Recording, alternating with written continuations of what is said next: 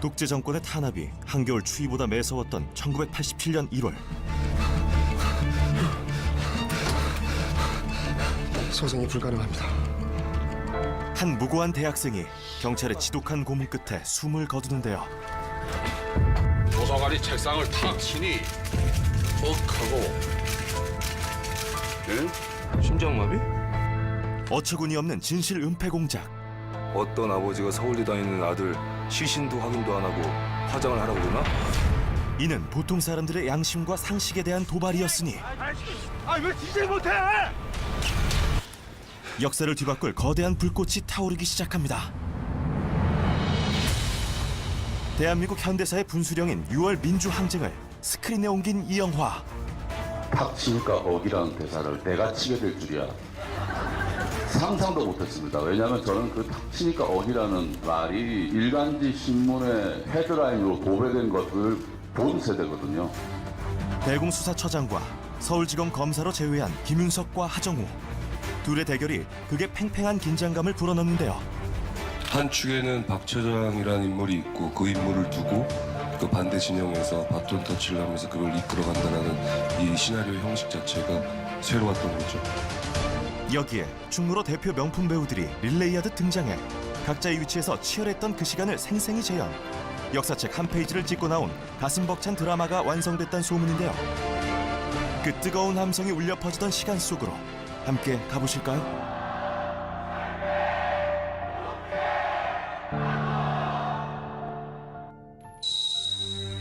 때는 군부 독재에 대한 저항과 탄압이 동시에 거세지던 무렵.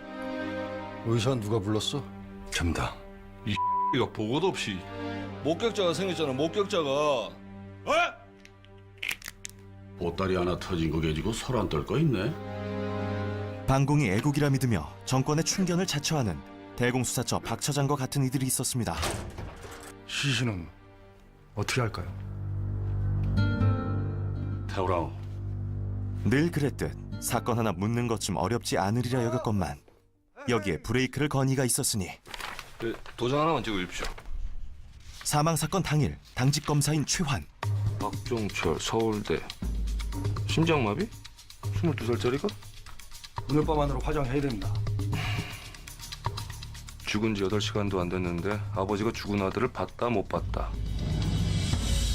어떤 아버지가 서울대 다니는 아들 시신도 확인도 안 하고 화장을 하라고 그러나? 대공 업무입니다. 찍으십시오. 이거 어떻게 찍으라 말을. 가져가 이씨.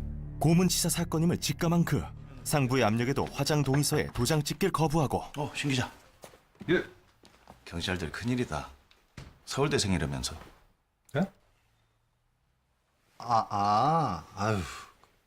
그러게 말입니다. 참. 아까운 목숨을 또 이런 식으로. 응? 하여튼 남영동 애들 너무 막 나가서 큰일이다, 큰일. 후배 검사를 통해 사건을 언론에 흘립니다. 여보세요, 부장. 저희 남영동에서 조사받던 서울대생이 사망했답니다. 그렇게 하마터면 묻힐 뻔한 사건이 세간에 알려지고 나서야 부랴부랴 해명 자리를 마련한 경찰.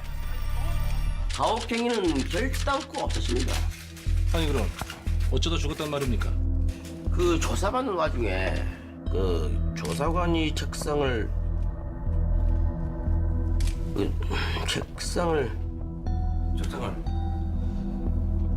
그 학생이 겁이 잔뜩 질려가지고 조사관이 책상을 탁 치니 하고 희대의 망언이 여기서 탄생했군요. 말이 됩니까? 팔팔한 청년이 그렇게 쉽게 죽었다고요? 그것도 심장 쇼크사로? 중대병원 의사가 확인했다 아닙니까? 중대병원이요? 그 의사의 이름 어떻게 됩니까? 오윤상이라고. 심장 쇼크사가 맞습니까?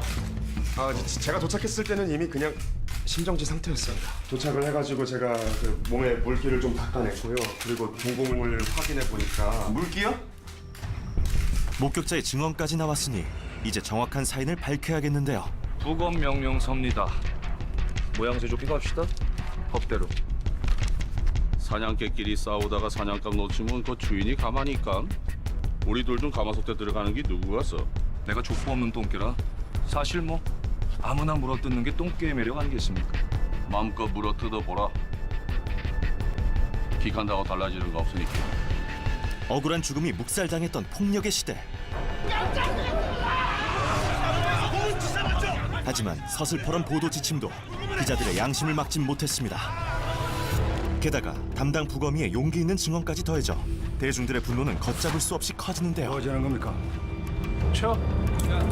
들끓는 여론을 잠재우기 위해 꼬리 자르기로 사건을 무마하려는 정권. 이대로 진실은 묻혀버리는 걸까요? 6월 민주항쟁의 기폭제가 된 박종철 열사 고문치사 사건으로 시작되는 이 영화. 그 박종철 열사가 제 고등학교 2회 선배님이십니다. 그 당시에 저도 대학생이었고 제가 초등학교 3학년 때 왜 이렇게 온 동네에 추루탄 냄새가 나지? 라는 생각을 갖고 배우들도 생생히 기억하는 그 시간을 되살려내기 위해 철저한 고증에 도전한 제작진. 실존 인물에 가까운 분장은 기본, 최대한 비슷한 배우들을 캐스팅했는데요. 특히 사건 은폐를 주도한 치안본부장 역을 맡은 배우 우현. 87년 당시 민주화 운동에 앞장섰던 그가 극중 정반대 역을 연기한다는 점도 흥미롭습니다. 한편 진실을 수면 위로 끄집어낸 또 다른 이들이 있으니 교도관 한병용과 수감 중인 해직 기자 이부영. 조용히 좀 시켜. 잠 다 깨겠네. 이번에 서울대생 고문해갖고 죽인 놈들이야. 정권에 이용당하고 버려진 형사들이 뒤늦게 입을 연 겁니다.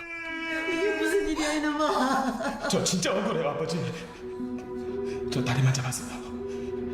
죽인 사람들 따로 있어요. 진상이 담긴 이 옥중 서신을 민주화 운동의 핵심 인사에게 전해야 합니다. 아주머니 여기서 저 필동 가는 버스.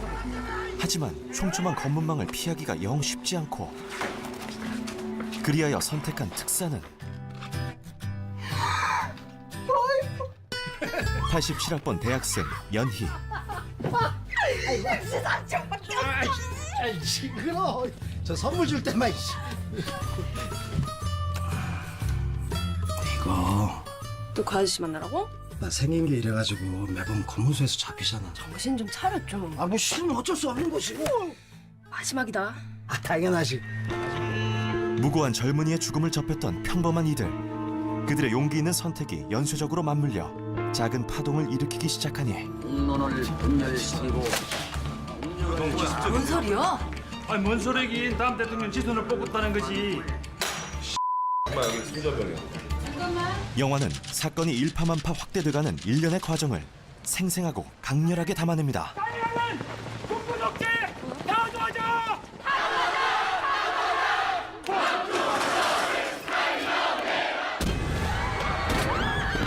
정의가 바로 서길 열망하는 시민들을 거세게 탄압하는 동시에 정권 연장을 위해 또 다른 공작을 계획하는 권력 수뇌부.